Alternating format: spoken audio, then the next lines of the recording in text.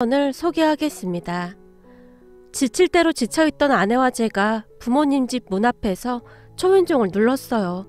그런데 문이 열리지 않았어요.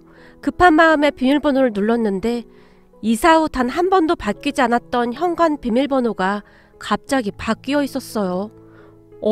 이상하네? 비밀번호가 바뀌었나? 초인종 눌러볼게. 제가 다시 초인종을 눌렀어요. 하지만 집안에 아무도 없는 것인지 문은 열리지 않았습니다. 어떡하지? 아내가 불안한 표정으로 바라봤어요. 그런 아내를 보며 다급한 마음이 들기 시작했습니다. 남편 잘못 만나서 하지도 않아도 되는 고생을 하는 것 같아 미안한 마음이 가득했거든요. 엄마! 아버지! 부모님을 부르며 제가 손바닥이 얼얼하도록 문을 두드려댔어요. 여보, 우리 그만 가자. 아무래도 집에 안 계신가 봐. 아내가 저를 말리며 고개를 가로저었어요. 계속 두드려봤자 아무 소용이 없다는 것을 우리는 이미 잘 알고 있었어요. 부모님은 집안에 계신 게 분명했지만 아마도 제 사업이 잘못됐다는 소리를 듣자마자 안면몰수하는 것 같았어요. 하지만 저는 지푸라기라도 잡고 싶은 심정에 부모님 집에 찾아갔던 것입니다. 다만 억울하고 또 억울했기에 참을 수가 없었어요. 저는 40대 초반이고 아들 둘이 있습니다. 젊었을 때 다니던 회사를 그만두고 친구와 함께 사업을 시작했는데 운이 좋았던 것인지 사업을 시작하자마자 승승장구했어요. 그러니까 한마디로 대박이 난 거죠. 그때를 생각하면 아직도 온몸에 소름이 돋을 정도입니다. 그 정도로 잘 되리라고 전혀 생각지도 못했었거든요. 회사 다닐 때보다 조금만 더 벌 수 있었으면 좋겠다라는 생각으로 시작을 했었으니까요. 해외에서 구두나 신발 같은 것을 싼 값에 수입해서 국내의 온라인과 오프라인에서 판매하는 사업이었어요. 그런데 이게 대박이 났고 우리의 생활도 나아졌습니다. 아내는 더 이상 가계부를 보고 고민하지 않아도 되었고 아들들도 걱정 없이 학원을 다닐 수 있게 되었으니까요. 하지만 평소 워낙 알뜰했던 아내는 절대로 돈을 허투루 쓰지 않았어요. 대부분은 적금을 넣었고 우리 부모님께 매달 용돈도 드렸으니까요. 덕분에 본가 가족들도 많은 것을 누리며 살 수 있었습니다. 물론 처가에도 매달 똑같이 용돈을 보내드렸습니다. 하지만 저는 전혀 아깝지가 않았습니다. 아니죠. 오히려 가족들에게 큰 도움이 된다는 것이 그렇게 좋을 수가 없었어요. 그렇게 우리 사업은 승승장구하면서 번창해 가고 있었습니다. 그런데 한 몇 년쯤 같이 동업하던 친구가 사업을 더 크게 키워보자며 무리한 투자를 요구하면서 저를 설득했습니다. 저는 반대했지만 친구가 자신 있다며 큰 소리를 쳤기에 사업을 더 키워볼 생각으로 무리하게 투자했어요. 그러니까 엄청 많은 물량의 상품을 수입했는데 그게 그만 잘못되고 만 것이죠. 한마디로 완전 쫄딱 망했습니다. 지금 다시 생각해봐도 어찌나 황당하던지요. 저는 그저 황당하다는 말밖에 다른 말이 떠오르지 않았습니다. 우리 사업은 정말이지 탄탄대로였으니까요. 그런데 그 사업이 마치 모래성처럼 한순간에 무너져버린 겁니다. 처음 한동안은 살려보고자 미친듯이 뛰어다녔습니다. 아니죠. 꼭 살리고 싶었습니다. 다급한 상황이었기에 먼저 부모님께 연락을 드렸어요. 엄마, 혹시 돈 좀 있어? 지금 급하게 자금이 좀 필요해서. 뭐? 왜? 사업이 잘못됐어? 그동안 아무 문제 없었잖아. 얼마 전에 투자한 게 좀 잘못돼서 지금 좀 어려워. 미안한데 돈 좀 빌려줄 수 있어? 최대한 빨리 갚을게. 제가 다급한 목소리로 말했어요. 회사가 그렇게 어려운 거야? 얼마나 어려운 건데? 지금 조금 심각한 상황이야. 그래서 우선 급하게 막을 돈이 필요해서. 우리가 돈이 어딨어? 니들 그동안 모아놓은 돈 없어? 니 처가 모아놓았을 거 아냐? 엄마의 목소리는 마치 남의 집 일을 말하듯 무심해 보였어요. 집사람이 모아놓은 돈이랑 우리 집까지 담보로 대출받아서 다 땡겼지. 근데도 돈이 조금 부족해서 그래. 엄마의 무심한 말투에 화가 났지만 워낙 다급한 상황이었기에 그런 것을 따지고 있을 처지가 아니었으니까요. 얘는 우리가 돈이 어딨어? 우리 돈 하나도 없어. 그러니까 니들이 좀 알아서 해. 엄마, 그동안 집사람이 생활비 하라고 돈도 많이 보내드렸다고 하던데 지금 돈이 하나도 없다는 말이야? 제가 놀란 기색으로 물었어요. 그래, 우리가 돈이 어딨어. 나중에 통화하자. 엄마에게 뭐라고 말을 하려고 했으나 엄마가 막무가내로 전화를 뚝 하고 끊어버렸어요.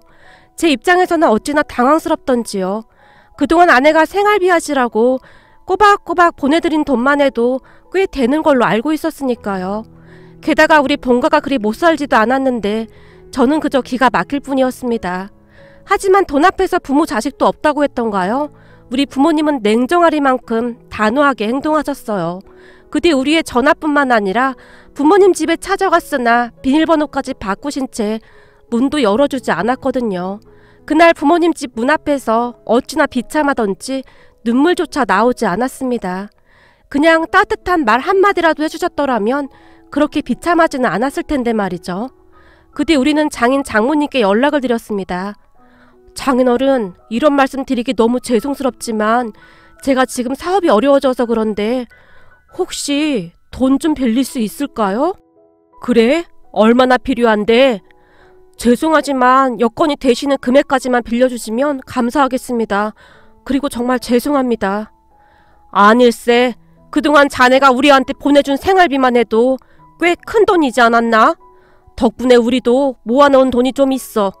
내가 지금 은행 가서 금방 보낼 테니 조금만 기다리게나. 장인 장모님께서는 우리 부모님과는 전혀 다르게 행동하셨어요. 그렇게 얼마 뒤 돈을 입금하신 장인어른이 다시 전화를 하셨어요. 최서방, 내가 지금 돈은 보냈네. 근데 말일세, 자네 기분 나쁘게 듣지는 말고 내가 노파심에서 하는 말인데 자네 집까지 담보로 다 대출받았다며? 그런데도 해결이 안 된 거면 말일세, 회생이 불가능한 거 아닌가 하는 생각이 드네. 물론 자네가 잘 알아서 하겠지만 자네가 지금 워낙 경황이 없는 상황이니 차근차근 잘 생각해보란 말일세. 밑 빠진 독에 물 붓기가 아닌지 말이야. 장인어른이 제 눈치를 보며 조심스럽게 말씀하셨어요. 네? 알겠습니다. 그리고 감사합니다. 장인어른 말씀처럼 한번 차근차근 잘 따져보겠습니다. 장인어른 한마디에 문득 정신을 차려야 한다는 생각이 들었거든요. 그 뒤 저는 정신을 가다듬고 다시 꼼꼼히 그리고 객관적으로 확인을 해봤어요. 그런데 몇 번을 따지고 또 따져봐도 승산이 없어 보였어요. 물론 속이 쓰릴 만큼 아깝기도 했고 잘 나가던 때를 생각하면 절대 손을 떼기가 쉽지 않더라고요. 하지만 장인어른의 말씀처럼 돈을 더 쏟아 부어봤자 이미 끝난 게임이었어요. 그러니까 저 혼자만의 욕심으로 붙들고 있었던 겁니다. 결국 저는 무리하게 들여온 많은 재고 상품들을 큰 손해를 보면서 떨이로 처분했고 추가적인 상품 수입도 중지한 채 사업을 포기해버렸습니다. 그러는 동안 저는 삐쩍삐쩍 말라갔어요. 스트레스가 어마어마했으니까요. 그러다가 어느 날 아내의 얼굴을 봤는데 얼굴이 말이 아니더라고요. 남편 잘못 만나서 이게 무슨 고생인가 싶어 마음이 쓰리고 아팠어요. 그러던 어느 날 장인 장모님이 우리 집으로 찾아오셨어요. 자네, 내 말 잘 듣게. 사업은 이미 그렇게 됐고 지금 집도 빚 때문에 내놔야 한다고 들었네. 장인어른이 짐짓 심각한 얼굴로 아내와 저를 바라봤어요. 죄송합니다. 제가 잘했어야 하는데 면목이 없습니다. 제가 고개를 떨군 채 묵묵히 앉아 있었어요. 내가 자네를 나무라겠다는 건 아니네. 사람이 살다 보면 실패도 할 수 있는 거 아니겠나? 그러니까 너무 그렇게 죄인처럼 굴지 말게나. 우리도 그동안 자네가 보내준 돈으로 아주 잘 살았으니까 단지 운이 없었던 걸세. 장인어른께서 제 등을 토닥토닥 해주셨어요. 장인어른 말씀에 제가 고개를 더 깊이 숙였는데요. 저도 모르게 눈물이 왈칵 쏟아져 나왔거든요. 그리고는 마치 울음보가 터진 것 마냥 엉엉엉 소리내어 울어버렸어요. 그동안 마음고생한 것까지 겹쳐서 더욱 그랬던 것 같습니다. 그래, 울고 싶으면 울어. 그동안 자네 혼자 다 짊어지려고 했으니 얼마나 힘들었겠나. 잘해보려고 하다가 이렇게 된 건데 억울하기도 하고 당황스럽기도 했겠지. 장인어른께서 안타까운 표정으로 저를 바라봤어요. 그때 당시 그토록 서럽게 눈물을 흘렸던 이유가 하나 더 있었는데요. 저를 낳아주신 우리 부모님은 제 사업이 망하자마자 마치 남처럼 바로 등을 돌려버렸었기에 더욱 서러울 수밖에 없었어요. 하지만 장인 장모님께서는 가지고 계시던 또 다른 통장까지 건네셨거든요. 그동안 우리 딸이 매달 꼬박꼬박 돈을 보내왔었네. 그런데 우리가 그 귀한 돈을 어찌 쓰겠나? 혹시 몰라 그대로 모아뒀었네. 급한 대로 그 돈이라도 쓰게나. 장인어른, 감사합니다. 제 목소리가 떨리고 있었어요. 그리고 자네 잘 듣게나. 지금 그렇게 돼서 집도 팔고 빚도 갚아야 하고 이래저래 힘들게 됐지 않나. 그래서 말인데 이왕 이렇게 된 거 내려와서 나랑 같이 일해보는 건 어떻겠나. 자네도 알다시피 내가 하는 일이 잘만 하면 돈도 꽤 만질 수 있거든. 거기다 자네가 옆에서 도와주면 더 괜찮을 것 같기도 한데. 물론 강요하는 건 아니네. 근데 지금은 딱히 방법이 없으니까. 혹시나 제 마음이 상할까 싶어 장인어른이 조심조심 말씀하셨어요. 장인어른과 함께요? 근데 제가 그 일을 잘 할 수 있을까요? 장인어른 말씀처럼 지금 딱히 방법이 없긴 하니까요. 제가 한숨을 내쉬었어요. 자네한테 강요하는 건 아니네. 근데 딱히 방법이 없지 않은가? 그리고 사돈들하고는 아직도 연락이 안 되는 건가? 장인어른께서 푹 한숨을 쉬셨어요. 네, 아예 연락이 끊겼습니다. 사업 잘못되자마자 어떻게 이럴 수가 있는지 모르겠습니다. 원망 가득한 목소리로 제가 대답했어요. 그럼 우리랑 같이 내려가자고. 거기 가서 다시 시작해보자고. 난 지금 하던 농사 그대로 지을 테니 자네는 농작물 유통에 대해 알아보란 말이야. 요즘은 인터넷인가 뭔가로 많이들 하던데 자네 장모랑 나는 그쪽으로는 영 깜깜이 아니던가. 잘 생각해보고 결정해. 장인 장모님이 돌아가신 뒤 우리 부부는 생각하고 또 생각해봤어요. 하지만 장인어른 말씀처럼 딱히 방법이 없었기에 처갓집으로 내려가기로 결정했습니다. 애들 학교에다 이것저것 절대 쉬운 결정이 아니었지만 그래도 아내와 아이들이 내려가자며 저를 응원해줬어요. 그렇게 우리 가족은 처갓집으로 내려왔습니다. 장인어른이 특수작물을 크게 하셨던지라 옆에서 열심히 일을 배워나갔어요. 그리고 장인어른 말씀처럼 농작물 유통 관련에 대해 공부도 시작했고요. 처음에는 힘들었지만 시간이 지나니 금방 적응이 되었어요. 그렇게 한 2년쯤이 지났을 무렵 많이 안정이 되었어요. 아내와 제가 인터넷으로 판매를 하기 시작하면서 매출이 상당히 좋았거든요. 그러던 어느 날 학교에 다녀온 첫째가 저를 빤히 바라보더니 아빠 농사 짓고 하는 거 말이야. 그거 유튜브 한번 찍어서 시작해봐. 외할아버지가 엄청 재밌으시잖아. 그런 거 그냥 자연스럽게 찍어서 올리는 거지. 수확하는 장면부터 여기 생활까지 말이야. 요즘 그런 거 인기 많거든. 그냥 흘리듯이 제게 말했어요. 유튜브? 그거 어려운 거 아냐? 그리고 이런 평범한 생활을 누가 좋아해? 제가 어림도 없다는 듯이 그냥 웃었는데요. 무슨 소리야. 요즘 그런 거 인기 되게 많아. 그러니까 이런 거지. 할머니가 가마솥에 삼계탕도 끓이고 그러시잖아? 그런 것도 그냥 막 자연스럽게 찍는 거야. 혹시 알아? 그게 대박 날지. 내가 보기에 아빠는 착해서 잘 될 거야. 나도 좀 도와줄게. 아들이 배시시 웃었어요. 급히 짐을 싸서 내려올 때 아들들이 제일 걱정이 되었었는데 아내를 닮아서 그런 것인지 다행히 아들들은 낙천적으로 시골 생활에 잘 적응해줬어요. 그렇게 아들과 저는 유튜브 채널을 개설했고 그냥 일상적인 것들을 자연스럽게 촬영해서 올리기 시작했어요.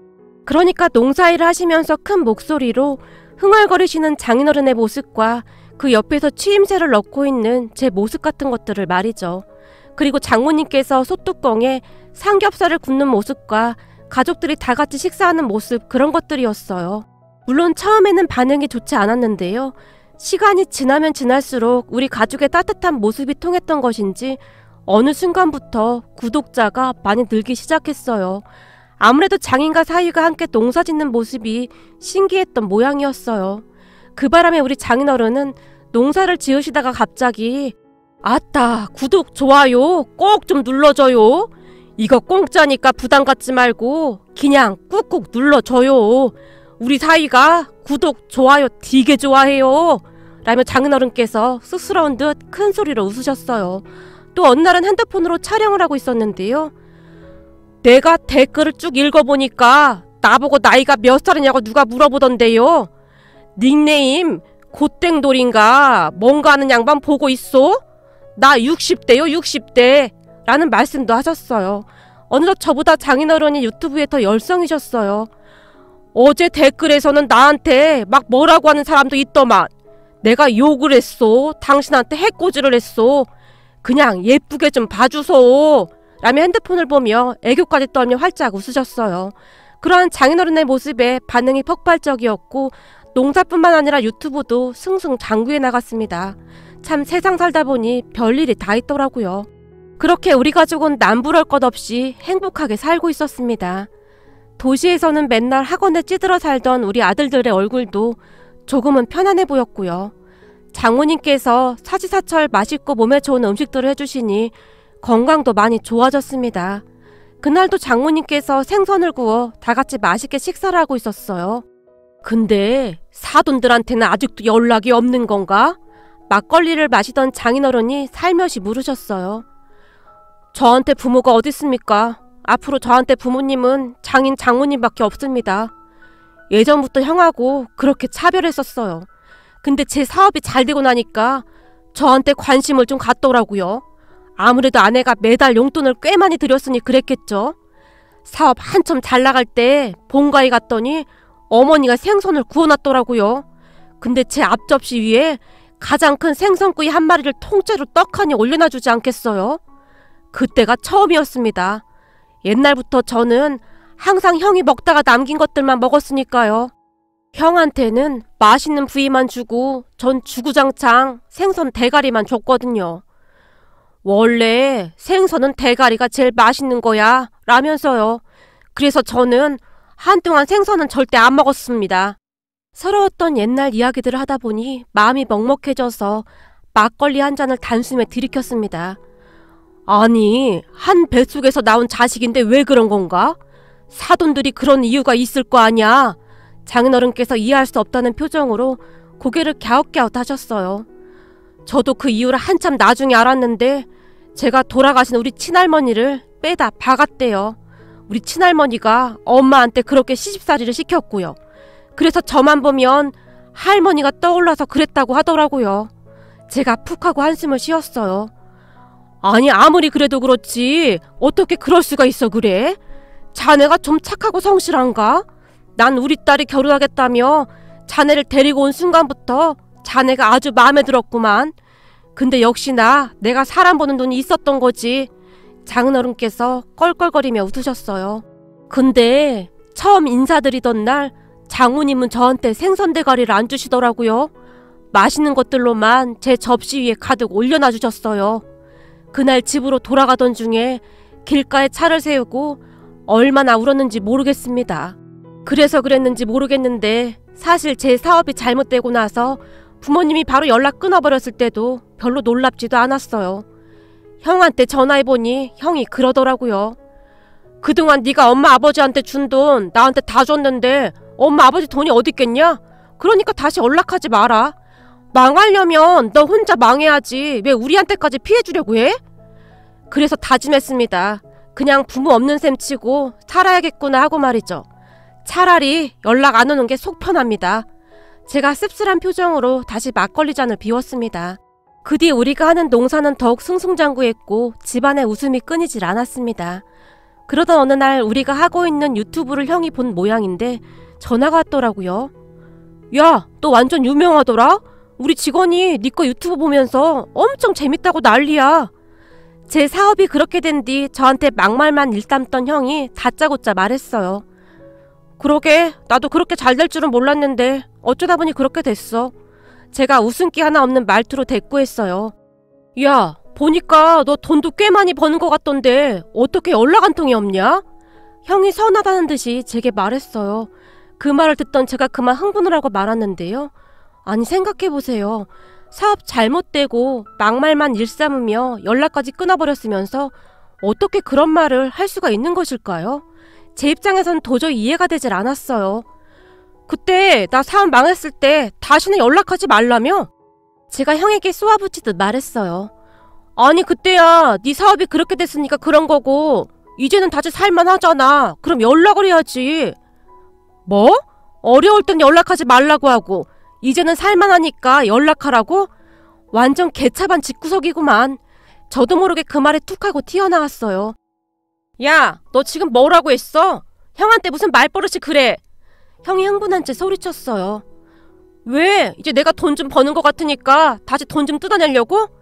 제발 혼자 알아서 자립 좀 해라. 맨날 엄마 아버지한테 빌부터 살지 말고.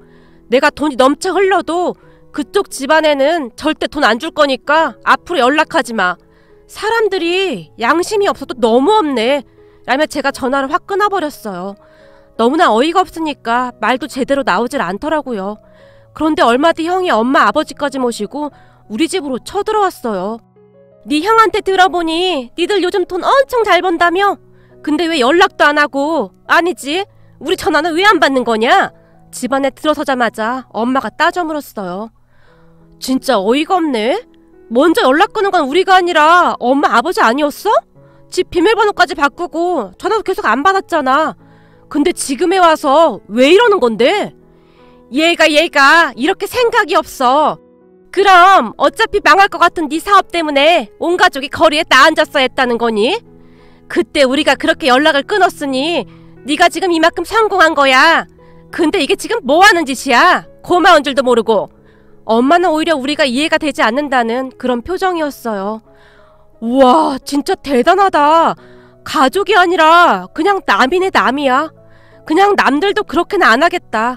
어떻게 곧바로 연락을 끊어버려? 엄만 아들 걱정도 안 됐어? 최소한 엄마라면 힘들어하는 자식에게 꼭 돈이 아니더라도 따뜻한 말로 위로라도 해줬어야 하는 거 아니야? 난 그때 이미 정 다 떨어졌어. 그때 우리 이미 인연 끊어진 거야. 그러니까 다시는 찾아오지 마. 제가 가족들을 문 밖으로 밀어내려고 애쓰고 있었어요. 뭐야? 네가 엄마 아빠한테 어떻게 이럴 수가 있어? 엄마가 악에 받쳐 소리쳤어요. 이렇게 하긴 뭘 이렇게 해. 잘난 엄마 아들 여기 있네. 그러니까 형이랑 잘 살아. 제가 형을 쏘아봤어요. 너 진짜 후회 안 할 자신 있어? 형이 저를 노려봤어요. 맞아요, 서방님. 아무리 그래도 가족이 있어야 하는 거 아니겠어요? 근데 가족하고 연을 끊겠다니요. 아무리 그래도 그건 너무했다. 옆에 있던 형수님도 한마디 거들었어요. 다 필요 없으니까 당장 나가. 가족이 가족 같아야 가족인 거지. 제가 가족들을 문 밖으로 내쫓으며 중얼거렸어요. 문 밖에서 한동안 뭐라고 시끌시끌 하더니 가는 듯 했는데요. 그 뒤에도 계속 전화에 대고 난리도 그런 난리가 없었어요. 하지만 우리가 아무런 대꾸도 하지 않자 다시 조용해졌어요. 그런데 본가 사람들이 그랬던 이유가 있었더라고요. 그러니까 형이 중소기업에서 상품 관리를 하고 있었는데 얼마 전에 해고를 당했다고 하네요. 평소에도 회사 사람들한테 평판이 좋지 않았었다는데 얼마 전에는 회사 상품을 몰래 빼돌려서 다른 곳에 티나지 않게 조금씩 싸게 현금 받고 팔아먹다 걸렸다고 하는데요. 평소에 형에게 악의를 품고 있던 직원 한 명이 회사에 신고를 했다네요. 평생을 엄마 아버지한테 빌붙어 살더니 아주 꼬시더라고요.